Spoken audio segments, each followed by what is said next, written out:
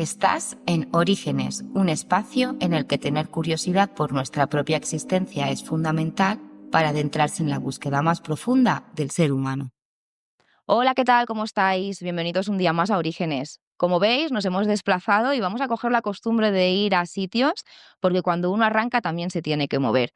Y hoy tenemos la suerte de poder entrevistar a Miguel Ángel Segura, que bueno, seguramente ya le conocéis, os sonará, pero es una persona que tiene muchísima experiencia, lleva muchos años en la investigación paranormal, ahora se centra en hacer divulgación, tiene como 100 libros de diferentes temas, claro, pero que os recomiendo sobre todo si estáis empezando.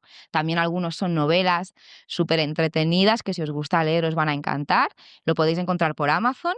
Y bueno, aparte también tiene su programa en iVoox, no para. Aunque diga que ahora quiere estar más tranquilito, uno cuando está metido en estos temas no puede parar. Y nos hemos acercado a verle para que nos cuente un poquito sobre el Hospital del Tórax, sus primeras experiencias y hablar de psicofonías. Así que espero que os guste. Vamos allá. Gracias. Gracias a Que vosotros. aparece en el canal.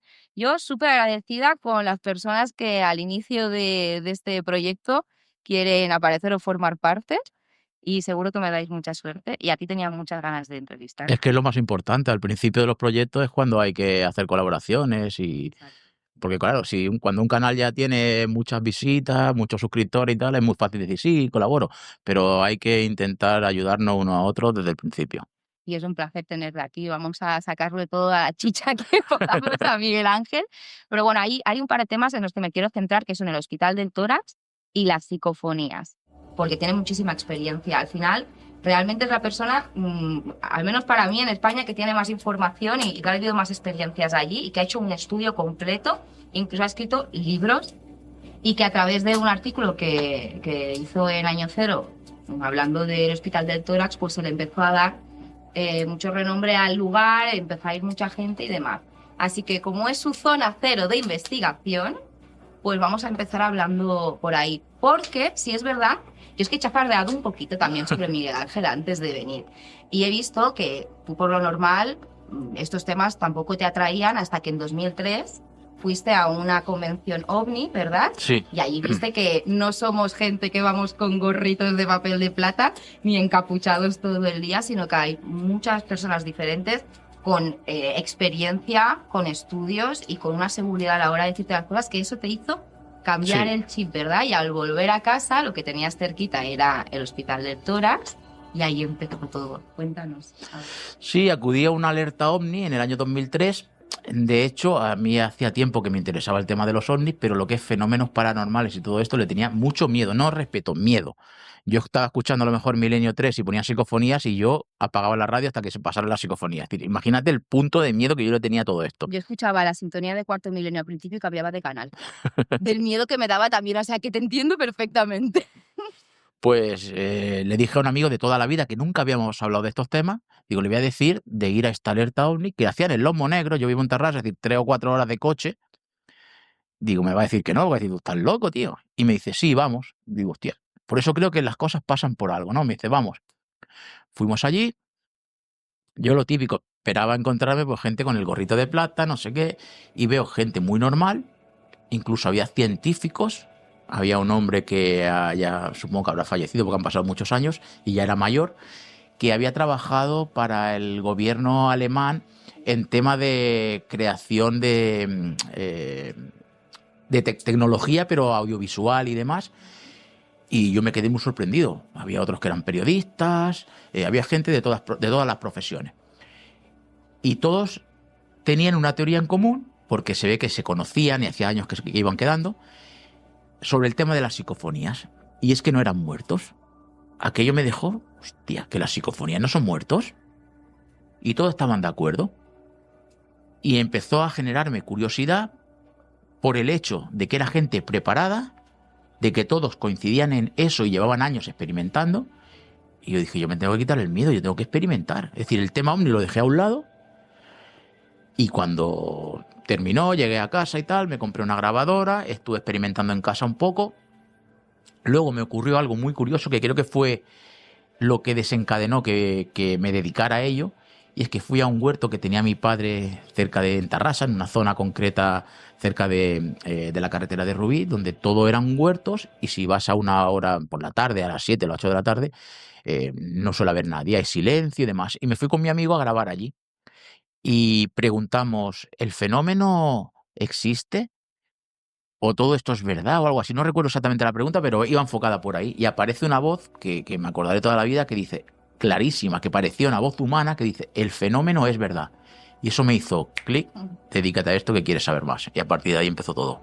Madre mía. Si ya que tengas la primera psicofonía tan clara y que te está dando respuesta a una pregunta tan concreta, es que es como... Yo creo que no fue casualidad, porque tardé tiempo en obtener psicofonías no tan claras como esa. De hecho, llegar a obtener psicofonías tan claras como esa me pasó en el Hospital del Tórax meses después, pero pasé unos meses que grababa alguna cosita y tal. Pero esa yo creo que no apareció por casualidad. Es como que me dio la gasolina que necesitaba para dedicarme a ello. Y simplemente esa psicofonía ya da pie a muchas cosas, porque también, como ahora es un poquito más común este mundo, este ámbito de hacer psicofonías, investigar y demás, nos da la sensación de que como que necesitamos muchas pruebas, pero una simple psicofonía Sí. ya te está abriendo y ya te está indicando y asegurando que hay algo más allá. Claro. Yo también, aparte de tener mucho respeto y miedo sobre estos temas, sí es verdad que siempre he tenido la sensación de que a lo mejor, a una parte sí, pero no todas las psicofonías son personas que ya no están entre nosotros. O sea, siempre tengo la sensación de que a lo mejor estás conectando con otra dimensión. No con gente de este plano que ya no está y está en otro, sino con otros planos, o sea, no con gente física que ha fallecido y está en otro plano, sino con otros planos diferentes. Sí, yo estoy convencido. Yo, de hecho, a algún investigador muy famoso del tema psicofonía le he preguntado, oye, ¿tú crees que el origen de las psicofonías es uno o es de múltiple procedencia? Me ha dicho, no, solamente es uno. Digo, es que yo llego a esta conclusión.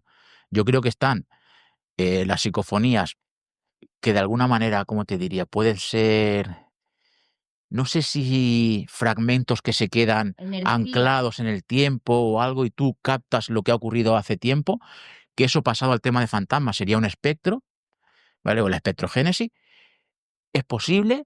Y luego también hay psicofonías que son de entidades que son inteligentes, porque responden de forma coherente a preguntas. Algunas te amenazan, otras te ayudan, te advierten de peligro, algunas son voces que, bueno, te responden preguntas, pero no sabes si son entidades positivas, entidades negativas. Creo que hay una mezcla ahí de diferentes entidades y que conectamos seguramente con diferentes planos de existencia. Estoy convencido porque he grabado mucha psicofonía y, bueno, he llegado a esa conclusión. Sin embargo, con respecto a lo que son fenómenos paranormales, excluyendo las psicofonías, tengo otra opinión totalmente diferente a esta, ¿no? Pero en el tema de las psicofonías sí que creo que puedes contactar con diferentes entidades, planos, no lo sé. Y cuando en una misma experiencia se te junta la psicofonía con, por ejemplo, algo que se desplaza, algún sonido o algo así, porque eso es una energía entonces ya muy grande, porque si tiene la capacidad de desplazar cosas o moverlas, Sí, yo es que de verdad, lo que es increíble en estos temas es que a cada pregunta que haces, a cada respuesta que buscas, solo te salen más preguntas. Sí. Entonces es un no parar.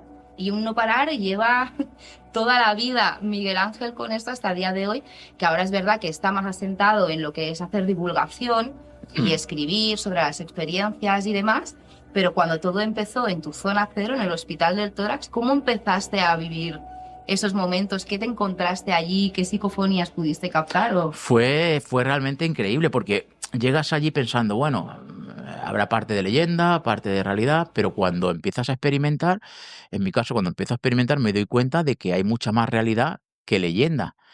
Sí que hay leyenda y tal de cosas que dicen que pasa, sobre todo leyendas de antes de que el hospital cayera en abandono, que yo me doy cuenta de que en realidad, y esto lo he comentado pocas veces, lo menciono en alguno de los libros, pero es muy interesante, porque descubro que cuando está en funcionamiento el Hospital del Tórax no ocurrían fenómenos paranormales, porque he hablado con, yo qué sé, no sé cuántas personas, a lo mejor más de 100, y que han trabajado allí o que han tenido algún familiar o algún amigo o que les han explicado tal, y a mí no me han contado casi ninguna experiencias paranormales.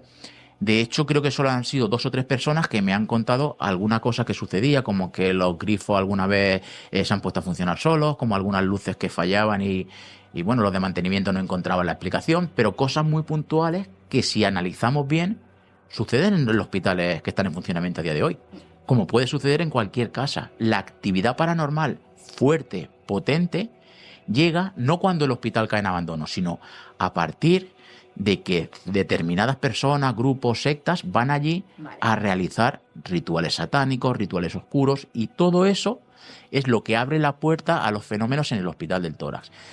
De esto me he dado cuenta hace unos años, pero una vez que ya había dejado de investigar el Hospital del Tórax, porque me encuentro también con Can Busquets, me encuentro también con Casa Lila y con otros lugares donde la leyenda de muertes, crímenes y todo esto es falso, y donde se han hecho rituales y a partir de esos rituales han empezado los fenómenos. Entonces yo esto lo descubro después de investigar en el Hospital del Tórax. Mientras yo estaba investigando, pues pensaba que podían ser personas que han muerto, podía haber otro tipo de entidades, pero no tenía claro el origen. Por eso, por defecto, siempre cuando hacemos una investigación intentamos ir a sitios donde han pasado cosas, pero eso no tiene por qué ser el motivo realmente. No ha tenido por qué pasar nada. Luego, a lo mejor va un grupo que esa ubicación le parece correcta para hacer lo que tengan que hacer y Claro. hacen un portal o lo que sea para dar pie. De hecho, aquí donde estamos ahora, seguramente no, seguro 100%, a lo largo de la historia de la humanidad aquí ha muerto gente, Claro, y de diferentes, en todos los sitios. Entonces tendrían que ocurrir fenómenos en todos los sitios.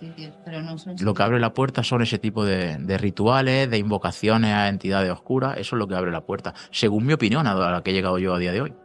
¿Y nos puedes explicar un poco la distribución del hospital para quien no haya ido allí? Yo misma lo tengo muy cerca de casa, pero no he tenido la oportunidad o el atrevimiento de acercarme, porque claro, se ve muy grande. Puedes acceder a todas las zonas. Ahora es verdad que lo han reconvertido o lo han restaurado para hacer platós de televisión, pero aparte de la iglesia y demás, ¿en qué consiste el hospital? O sea, ¿hay alguna planta que tenga más actividad? Sí, la planta 9. La planta 9 es la que tenía, de hecho, fíjate, y esto empieza un poco a abrir el misterio y el enigma. La planta 9, una vez que hicieron las obras porque lo primero que hicieron fue la fachada, hacerla nueva, para quitarle el halo de misterio. Luego han hecho, hay platós de cine, hay también hemeroteca, una zona de varias plantas, un trozo concreto del hospital, hay oficinas, hay locales, trabajan allí, no sé si son más de 60 empresas, el tema audiovisual y otros temas creativos. Pero lo primero que hicieron fue la planta 9, la derruyeron y hay una terraza. En la planta 9 es una terraza, ya no existe. Entonces, era el lugar que más actividad paranormal había, pero con muchísima diferencia. Sin embargo, según los documentos oficiales, la planta 9 estuvo activa desde el año 54 a 1972, pero era de uso exclusivo para las carmelitas descalzas, para las monjas. Ellas vivían ahí y no tenía acceso a nadie, ni médicos, ni nadie, ni pacientes, mucho menos. En aquella época no eran enfermeras, eran monjas las que cuidaban. Y en el 72 ya empezaron a meter personal cualificado, enfermeras y demás.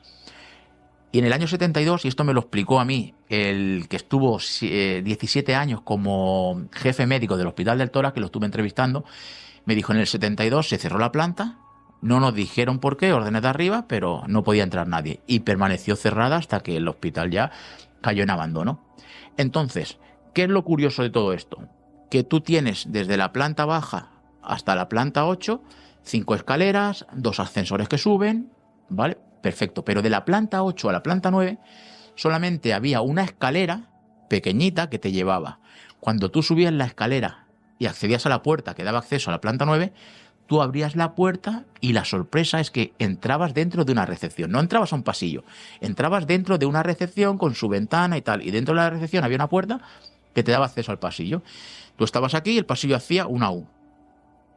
¿Vale? En esta zona de aquí, al final, había un cuarto con muchas habitaciones pequeñitas, que era supuestamente donde dormían las monjas. Aquí a la izquierda tenías un lavadero, aquí un ascensor de montacarga, y en el fondo había un cuarto que no sabemos para qué era, y un túnel que allí era curioso porque ponía el túnel de la monja, y es que se rodó la película de la monja, y había un túnel ahí. Pero claro, mi pregunta es, ¿qué sentido tiene una escalera que te lleva dentro de una recepción? Si las monjas viven ahí, ¿una recepción para qué? ¿Para qué? Sí. Y luego otra cosa, se popularizó, yo también participé en hacerlo popular porque estaba equivocado, que los suicidios eran de la planta 9. Pero no es así, porque si tú te asomas de cualquier ventana de la planta 9 para tirarte, te das cuenta que en la planta 3 hay una repisa y tú si te tiras caes a la repisa. Pero no, los documentos nos dicen que la mayoría de suicidas caían a lo que es la jungla, que es la zona de boscosa que había debajo. Y para caer ahí te tenías que tirar desde uno de los laterales de la planta número 8. De la planta 9 era imposible. Entonces dices, qué raro. Derruyes la planta, te encuentras todo esto, no sé. ¿Y esos desvivimientos a nivel personal eran cuando estaba activo el lugar, cuando estaba operativo? ¿El qué? Los suicidios eran cuando Sí, cuando estaba, operativo. sí. Vale. Se convirtió en el hospital con mayor índice de suicidio de los años 60 y 70. También dentro del hospital, en el edificio, por la escalera se tiró alguno, pero la mayoría se tiraban por las ventanas. Entonces ellos a lo mejor cerraron la planta 9 con la excusa de que subían pacientes allí a tirarse, ¿no? No creo que fuera eso, porque era de las monjas. Es decir, ahí tenías que entrar con llave y salir con llave. Es decir, ahí no sé qué. Algo. Yo creo que la clave está en la planta 9, pero no sé.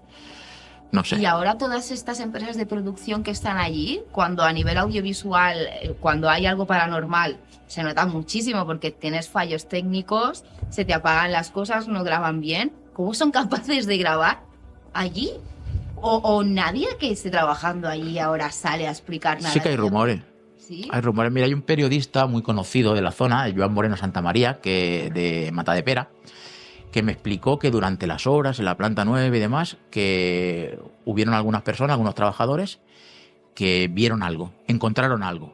Uno dice que automáticamente se despidió y el otro que estaba de baja por el impacto que le había causado lo que habían encontrado.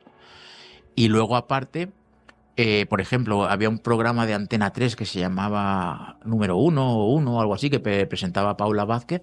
En directo se fue la luz, pero lo que es la conexión seguía. Dijo, no os preocupéis, que estamos en el hospital del Tórax, no sé qué. Y luego Miki Romagosa, que trabaja en tema deportes en Tarrasa, me explicó que habló con algunos técnicos y tal, y le decían que no tenía explicación, porque la señal seguía llegando a Madrid, y si al irse la luz se tenía que haber ido también lo de la señal, dice, y la señal seguía llegando a Madrid. En el hospital del Tórax, ¿qué dijeron? Para escurrirse el bulto y aquí no pasa nada, porque no les interesa hablar de misterio ahora que hay empresas trabajando, que era un fallo de Madrid. Pero como eso ha pasado también en el Operación Triunfo. En Operación Triunfo me acuerdo un vídeo que vi que el Bisbal iba a cantar o a hablar y no le iba, le trajeron otro micrófono y no le iba y empezó a fallar y estaban diciendo, ¿qué pasa? Incluso los propios concursantes, hostia, que yo he visto una sombra que sale por la puerta y tal. Y pasan cosas, pasan cosas.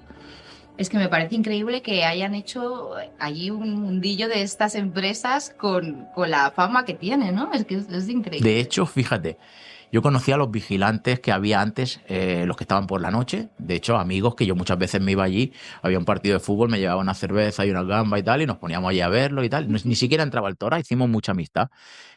Y cuando era la época de que iba toda mucha gente los fines de semana, fíjate hasta aquel punto, llegamos a hacer un grupo de amigos que cada viernes y sábado por la noche nos contábamos 50, 60 personas en la puerta del vigilante, pero allí tomando algo, echándonos una risa, comiendo unas pipas. Es decir, a veces entrábamos a dar una vuelta, no a investigar, porque yo investigaba entre semana, que es cuando se podía, pero para que veas la amistad que yo llegué a hacer con los vigilantes.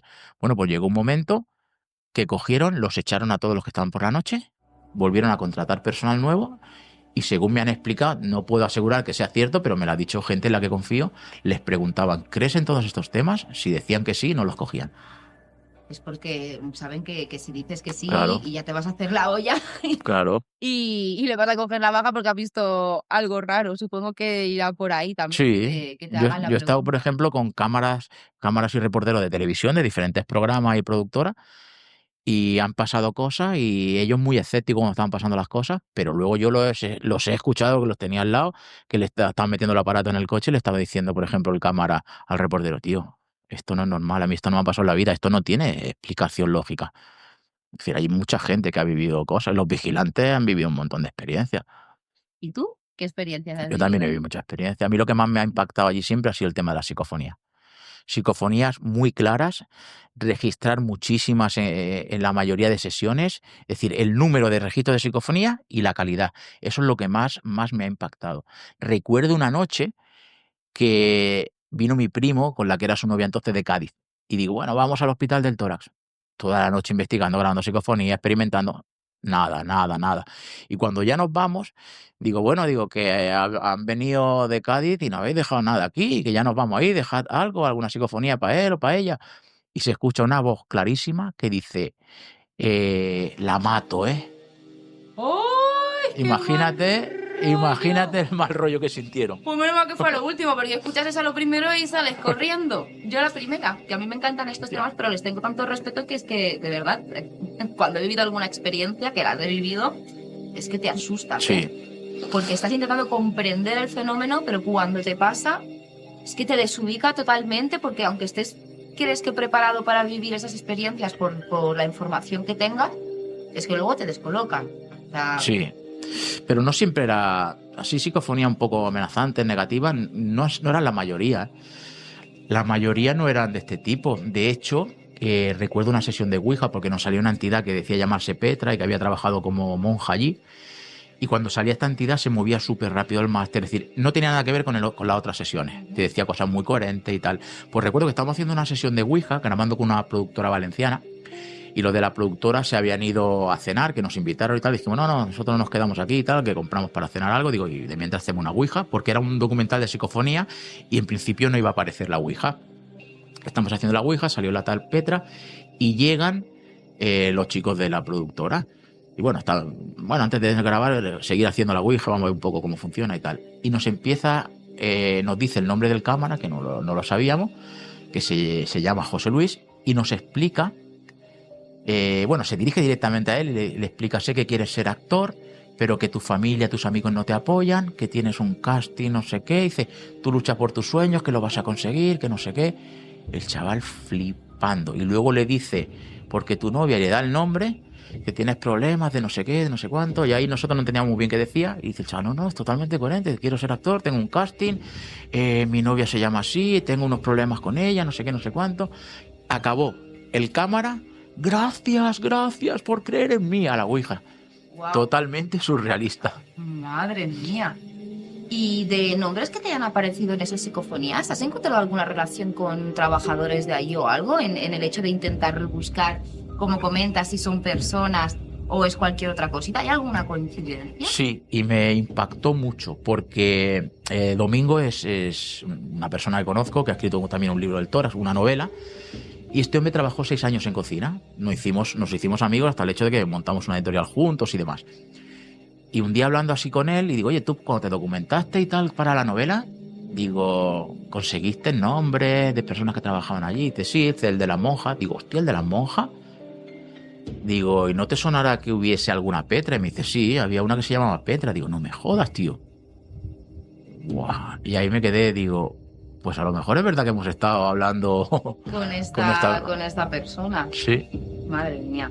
Y también he escuchado, porque bueno, estaba chafardeando un poquito y he visto entrevistas que te han hecho y demás, y hay una en concreto con el canal de Misteritis que te hace una entrevista a Rosy, que la conocemos, la veréis dentro de poquito en el canal, es un amor de persona, y comentáis psicofonías y mostráis psicofonías que habéis captado allí, y hay una que es ruido. O sea, no es solo son palabras concretas, sino es ruido de vida. O sea, no había nadie allí y hay movimientos, sonidos, sí. Como que están trabajando, están haciendo algo. Eso me ha resultado súper curioso porque nunca había escuchado una psicofonía que fuera el sonido ambiente de lo que podría estar pasando tal vez o en otro plano o en otro tiempo. Pero esa psicofonía de verdad que me sí, es como te da la sensación de que es como si estás captando un momento que realmente ha ocurrido allí, porque ese movimiento como de gente, de arrastrar cosas, sí. ¿Y has captado alguna más de este estilo o es difícil captar? Es complicado, he captado alguna más, pero no es lo habitual. Lo habitual suelen ser voces que o te responden o que dicen cosas que no son coherentes, otras veces sí. Eso es lo habitual, pero el sonido creo que fue en el Fuerte de San Cristóbal, en Pamplona. Registré varias psicofonías que eran como ráfagas de metralleta, disparos, cosas de estas, sí. Madre Sí, pero no suele ser lo habitual. En Belchite dicen que sí, que se graban bastante. Yo en Belchite no he registrado nada así de sonidos de bomba y eso que recuerden. Voces y demás, sí. ¿Y hay algún lugar, esto es como al revés, pero hay algún lugar que tú hayas dicho tengo que ir ahí porque seguro que hay algo, seguro que capto y llegas y nada? Sí. Recuerdo, por ejemplo, el Parador de Cardona, que me empezaron a hablar del tema del Parador de Cardona. Yo no lo conocía y me explicaban, sí, porque en la habitación 712 se oyen muebles que se arrastran, las cosas cambian de sitio, tal, tío, podíamos alquilar la habitación. Y yo tenía muchas ganas de ir al Parador de Cardona y no recuerdo exactamente por qué fui, no sé si fue con algún programa o fui por mi cuenta, no recuerdo, porque he ido varias veces. Y escribimos un artículo y tal, y estuve allí experimentando un poco y demás, y no conseguí registrar nada. Pero sí que es cierto que las experiencias que a mí me contaron, empleados que trabajan allí, el propio director, dije, wow, pasan cosas y cosas que son muy bestias, pero no pasa todos los días. ¿Y qué tipo de pruebas realizas normalmente cuando haces una investigación? Bueno, ya es que hace muchos años que no investigo, en plan, puedo ir a lo mejor algún día con unos amigos, pero investigar seriamente como hacía antes, hace muchos años. Los aparatos que se utilizaban antes, grabadoras para las psicofonías, cámaras de vídeo, cámaras de fotos, detectores de movimiento, estaciones meteorológicas para ver la variedad de la humedad, de la temperatura, brújulas para ver si se orientaba bien. Lo típico. Hoy en día se ve que hay muchísimos más aparatos y... Hay muchos aparatos, pero al final la base es la misma, sí, de estos aparatos. Puede cambiar la carcasa, pero la base al final sigue siendo la misma. Y es conectar con otras frecuencias. Claro. Porque en la frecuencia está el misterio, en realidad. Claro. Sí, yo creo que lo que sea que haya ahí se adapta a la tecnología. Y dentro de unos años, pues la tecnología va a seguir avanzando, van a aparecer nuevas cosas. ¿Y quién no nos dice que no van a poder interactuar por ahí? ¿Y cuántas psicofonías habrás podido llegar a grabar en todo este tiempo? Intenté hacer el cálculo así hace unos años y yo creo que alrededor de 3.000 o por ahí. Pero claro, de esas 3.000 seguramente algunas tendrán una explicación que yo no le he encontrado. Pero ponle que de las 3.000, lo que sé, con que haya 500... que sean auténticas, ya tienes pruebas. Que haya una. Con que haya una y ya está. Por eso si sois un grupo de gente que os interesa estos temas, estáis realizando investigaciones o os centráis en un sitio en concreto para hacer un estudio, tenéis que tener en cuenta que hay que ir a todas las horas, en diferentes momentos, y llevar todos los aparatos que uno pueda para ir probando diferentes. Por ejemplo, yo formo parte de un equipo también de investigación y cuando salimos, un día podemos salir por la noche, otro día por la mañana, otro por la tarde, hoy llueve, mañana nieva, ahora fue un sol increíble, cambiamos un poco la ubicación dentro del mismo sitio, pero de pruebas con aparatos de todo tipo, controlamos a nivel tráfico aéreo también. Como dices, la humedad, sensores de movimiento, sensores de sonido. Yo qué sé, hacemos pruebas que se te van ocurriendo. A lo mejor un día pues intentamos hacer como una celebración para ver cómo se activa. Para recrear un poco la situación, claro. Porque es verdad que cuando hemos querido hacer algo que fuera un poco agresivo, no ha pasado nada. Pero cuando estamos tranquilos, de buen rollo, ¿no? Un poco no tanto centrados en a lo que vamos a hacer. Y cuando estás despistado o a lo mejor estás preparando el equipo haciendo todo esto, es cuando se graban más cosas. Y eso me deja, te pegas el curro aquí para hacerlo y te están saliendo las cositas cuando estás preparando. Es que esa es la clave. Luego otro de las pruebas para sí que hacemos un poco random son con globos. Algo tan sencillo como globos para ver si se petan o no. Y en alguna entrevista escuchaba que tú miraste de hacer pruebas con harina. Esto me ha llamado la atención también porque nunca lo había pensado por si dejaran huellas o algo. Pero claro, ¿cómo llegas a pensar, ostras, voy a poner harina por si hay algo por aquí, a ver si deja alguna claro, o papel de periódico, entonces si pisas oye el ruido. Sí, se me ocurrió porque en un colegio de creo que era Santa Coloma de Gramanet, si no me equivoco, estábamos en uno de las plantas, justo al lado de la escalera, y había como 4 o 5 escaleras, un rellanito y seguía bajando las escaleras. Pues ahí había muchos periódicos y empezamos a escuchar pasos encima de los periódicos. Nos acercamos, no hay nadie, ¿qué pasa aquí? Y pasos, y digo, hostia, pues entonces a lo mejor puede ser bueno intentar ver si dejan huellas y demás, y ahí se me ocurrió la idea. ¿Y tienes algún consejo, que ya que estamos finalizando, algún consejo para darle a gente que está empezando con el mundo paranormal o investigación? Ya no digo también a nivel técnico, pero sino personal, ¿sabes? Es decir, tener cuidado con esto, o tener esto en cuenta, utilizar esto. Si quieren vivir experiencia, que se muevan en un círculo donde haya muy buen rollo y que no les importe reírse, gastar bromas. Es decir, cuando el grupo se lleva súper bien, lógicamente si te pones a grabar psicofonía no te va a poner a reírte, pero que tengas tus momentos de reírte o de gastar una broma, porque todo eso lo que genera es una energía muy buena, y no sé por qué, que cuando hay ese buen rollo es cuando los fenómenos más se manifiestan. Si hay mucha seriedad, si hay incluso disputa entre gente del grupo o hay tensión, esto no favorece nada. Tienes que estar a gusto, tienes que estar de una manera cómoda, de buen rollo con la gente. No me preguntes por qué, porque no lo sé, pero a mí me ha dado resultado. También me he dado cuenta, que a lo mejor esto es perspectiva mía, que a veces se dice, no, es que por el fenómeno se genera una energía negativa, un mal rollo que se crea, tal. Yo creo que cuando pasa algo así, es porque no porque te quieran hacer daño, sino porque no quieren que estés allí. Y la manera de que te vayas es que no estés a gusto en ese lugar. Entonces como que generan un ambiente negativo para que tú no estés ahí, porque cuando es un ambiente positivo es lo que dices, de repente hay fenómenos, pasan cosas, pero cuando ya hay un mínimo de tensión, hemos tenido salidas que por mucho que sea con gente de confianza y de buen rollo, se ha generado ahí una mala energía increíble. Pero yo he llegado a la conclusión de que cuando pasa eso, no es porque se te peguen, que los arrastres para casa o que te absorban. No, te están como creando un mal ambiente, pero para que tú te vayas de allí. Porque si tú no estás bien, no quieren que estés allí. Estas son mis deducciones de principiante, que empieza con esto, ¿no? Pero es la sensación que me ha dado a mí, de que cuando se genera mal rollo es para que te vayas del lugar porque no te quieren allí, no porque te quieran hacer mal como tal. Nunca lo había pensado de esa manera, porque la teoría que yo tengo es que lo que hacen estas entidades es alimentarse de emociones humanas.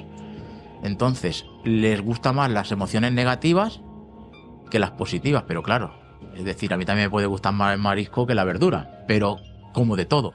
Entonces yo creo que se alimentan de emociones, sobre todo en tema de fenómenos paranormales, Ouija y todo esto. Porque si te das cuenta en el tema de la Ouija, cuando alguien inexperto, un adolescente, que sea, o quien sea, hace la Ouija, ¿qué les dicen? O soy el demonio, te voy a matar, vas a tener un accidente, y todo eso. ¡Oh! Cuando eres una persona experimentada en el tema Ouija, ya no te dicen eso, porque saben que te va a dar igual. Entonces, ¿qué te dicen? Te dan información del lugar que tú no conoces. ¡Hola, qué pasa de lo que me han dicho, tío! No sé qué. Este tipo de cosas. Entonces yo creo que de alguna manera, no sé si todas las entidades, pero hay ciertas entidades a las que les interesa alterarte emocionalmente, porque tiene que ser que esa energía que se genera de nuestras emociones a lo mejor les sirva de alimento o algo. Yo me he creado como una caja para cuando voy a estos lugares, voy como que yo no dejo que nadie interfiera conmigo, ni que nadie ni que nada. O sea, tengo muy claro, porque cuando he ido sin tener esa seguridad me han pasado cosas. Cosas que pues te llevas el susto, ¿no? Y voy con una interfaz de a mí no puede acceder nada ni nadie, soy azúcar. Y eso me da la tranquilidad y la seguridad para moverme por todos los sitios. El primer sitio que voy a ese lugar a lo mejor tiene 3 plantas y no me muevo de al lado de alguien, o sea, siempre estoy acompañada. Pero a la que me he creado esta coraza, me desplazo, no tengo miedo, voy para arriba, para abajo sola, para comprobar aparatos, para moverlos. Pero porque yo me he creado a mí misma que no me puede pasar nada. Entonces estoy yo investigando conmigo misma en ese sentido de decir, a ver si tú poniéndote esta barrera estás creando esta seguridad. De decir, vale, os respeto, respetarme, venimos a ver qué tal, vamos a conectar, pero no quiero que pase nada más allá. Hasta que me metan en un sitio que me pase algo grande. Bueno, no me ha valido de nada. Pero ten en cuenta que lo que tú haces, esa protección que te pones, también es una protección hacia esas entidades. Entonces, tú no estás vulnerable en ese momento, a nivel psicológico, mental, emocional. Entonces, como que van a ir primero a por, entre comillas, una presa más fácil, si quieren alterarla emocionalmente. Si ponemos que esa teoría sea válida, que tampoco lo sea al 100%. Pero eso es muy bueno, porque cuando tienes seguridad, cuando no tienes miedo, yo siempre digo que esto con estas entidades suele ser una lucha mental, psicológica, ¿no? Entonces eso es muy bueno lo que haces. Sí, porque si no luego te vas a casa y te Claro. arrastras a lo mejor no un ente, ¿no? Pero arrastras la experiencia, los sentimientos que te ha generado el estar en un ambiente así y al final estás en un límite, porque como personas esto lo vemos que es inalcanzable, es más allá. Entonces cuando estás en ese límite y ves que están pasando cosas y tienes esa conexión con lo que no estás acostumbrado, te genera muchos sentimientos. Claro. Y te puedes levantar un día pensando ¿qué estoy haciendo? No lo estoy haciendo bien, venir de abajo, a mí me pasa. Hay días que me levanto y digo, esto es lo que tengo que hacer. Y te puedes venir un poco abajo, pero luego vuelves a salir, vuelves a vivir experiencias y es una hostia de realidad, como yo Claro. le llamo. Aunque parezca surrealista, son hostias de realidad cuando vives en primera persona experiencias paranormales. Es que de hecho, y esto sirve de consejo también, como me has preguntado antes, yo es lo que digo siempre, cuando tú vayas a investigar, experimentar y tal, te lo tienes que tomar como el que va a jugar a tenis, a fútbol o a lo que sea. Bueno, como Que un trabajo. terminas, no, me refiero en el sentido que terminas y te olvidas. Sí. ¿Verdad que si tú vas a jugar al tenis y luego llegas a tu casa y no te acuerdas del tenis, te pones a hacer otras cosas? Lo mismo, puedes comentar, oye, pues mira, hemos jugado, me lo he pasado bien, tal, pero mentalmente tienes que desconectar. Porque si no desconectas, la cabeza te empieza a dar vueltas, vas a empezar a sugestionarte aunque no te des cuenta y vas a ver, te van a empezar a entrar paranoias y cosas, sobre todo al principio. Luego ya generas una dureza mental para estos temas. Puede ser que en otros ámbitos pues ya no tengas esa dureza, ¿no? Porque lo tienes más. Pero para estos temas Claro. al menos vas preparado y vas con conocimiento. Sí. Y ahora ya sí que para terminar, porque yo con él me estaría horas aquí hablando. Tema Ouija. ¿Qué pasa con la Ouija? Eso daría para Eso da otra para entrevista. otro programa, pero para hacer un pequeño taste de experiencias, de la vinculación que puedas tener con la Ouija. Mira, yo lo primero que digo siempre es que experiencias con la Ouija, tú puedes practicar 100 sesiones y hay una que es interesante. Sobre todo si la vas haciendo con diferentes personas. Ahora bien, si tú coges un grupo concreto y siempre haces la Ouija con esas personas, esa estadística puede bajar a lo mejor a una de cada 10 sesiones, 20. Y cuando te hablo de que es una sesión especial, es que puedes vivir una experiencia brutal, tanto a nivel de información, que te dan información que tú desconoces y luego te das cuenta de que es real, la contrasta y esa información es real, o incluso vivir experiencias, porque a través de la Ouija se pueden manifestarse a través no solo de psicofonía, sino físicamente me refiero una sombra aquí, luces, objetos que a lo mejor se mueven, diferentes tipos de cosas que ellos mismos te explican a través de la Ouija que lo van a hacer. A mí me ha pasado en Torres Albana. Es decir, dentro de, por ejemplo, un minuto y te señala para allí enfocando aquella pared. Va a pasar algo. Y hemos visto como eso se iluminaba y pasaban como siluetas de monje, por ejemplo. O dentro de un habitáculo cerrado, formas geométricas, luces en formas geométricas, cuadrados, triángulos, círculos, arriba, abajo, en el techo, en el suelo. Dices, pero si esto está cerrado, si aquí no hay nadie desde fuera que pueda. Todo eso con la Ouija. O decirnos cosas muy, muy, muy bestias. Que, por ejemplo, una persona que estaba investigando su caso nos dijo que había tenido 5 abortos en muy poco tiempo. Nosotros dijimos, esto no puede ser. Y cuando le preguntamos a esa persona nos dijo que era verdad. Y que todo lo que le estaba ocurriendo venía generado por esas circunstancias. Eso ya no sé si es verdad, pero lo que nos dijo de lo que le había sucedido, sí. Y a la hora de realizar una Ouija es ponerse y ya. Sí. No Es hay decir, que hacer ningún olvida papel, nada. en Eso, concreto. si tú empiezas, no hay que poner velas, no puedo quitar el dedo, tengo que pedir permiso para cerrar la sesión, todo eso que estás haciendo, le estás dando un poder a la Ouija que no tiene. Porque tienes que tener tú el control del Claro, tú te pones a hacer la sesión, tal. Cuando quieras, pues te vas. Puedes decir adiós por educación o ni decir adiós, venga, nos vamos, va. Es decir, como si estás practicando cualquier otra cosa. Porque cuando la gente empieza, no, vela, que si ahora, uy, ¿por qué quita el dedo? ¿Por qué fumas cuando estás haciendo la Ouija? ¿Qué pasa? Ya. No pasa nada. Es decir, si tú le estás dando un poder a la Ouija que no tiene. Es un trozo de madera con las letras. Sí, es cierto que pone el dedo y se mueve. A veces puede ser por impulsos inconscientes neuromusculares, pero otras veces hay algo ahí que se manifiesta y que te da pruebas de que es algo externo a nosotros. ¿Y cómo puedes saber, o al menos un truquillo para si estás con un grupo de gente y ves que se está moviendo y dices, oye, esto no sé yo si lo está moviendo a alguien o qué pasa? ¿Hay algún truquillo para Sí, darte cuenta? no sé por qué pasa. Esto también es curioso. Si la ouija, pone que tienes una anilla, un vasito, una anilla, lo que quieras, se está desplazando, en el momento que tú aprietas con el dedo, la comunicación como que se corta. Si tú aprietas y notas que tira de allí, es que esa persona lo está moviendo. Y tú estás haciendo la ouija, aprietas, automáticamente como que no sé por qué, pero es como si se cortara, entre comillas, la conexión.